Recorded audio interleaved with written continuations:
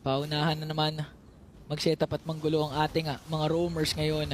Boy, nabanga nga doon si Sans. Tinamaan ng Abyssal Arrow. Etong si Kyrie. Hinihintay natin yung setup ni Boy! Ayun na yung face break, face back. Sa Sophie pumunta na rin si Lutfi! Ngayon, naglilinis na mga miyembro ni Onyx Indonesia. Saan for the kill? Habang shadow kayo sa may likuran. Habang si Kun, pinagtutulong-tulungan ng apat na miyembro mula dito sa Onyx. Lutfi and Sans, umaabante din. Si Kun ay pa-follow up na rin.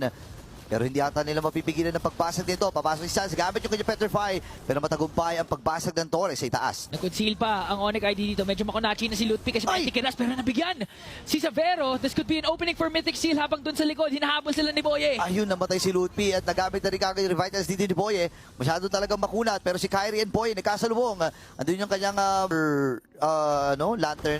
lantern. Oh, si Ken masakit na Starlium Sight, Holy Crystal. Tapos may Winter Crown play na din sila si Boye na paggamit na Revitalize dahil sa combo na ginawa doon ni Sans. Kaya naman tuloy-tuloy yung pagpasok ng Mythic Seal. Okay, nakaiwas si Savero sa plano nila pero si Kyrie hindi makakaiwas mula kay Kyrie. Pasok na naman dito ang Onyx Indonesia. Si CP ata magiging next. Mamamaalam sila. Pero kagad dapat tumbang. Ngayon naman si Cook. Tagal pa bago mabuhay ng rest of the members of Mythic Seal.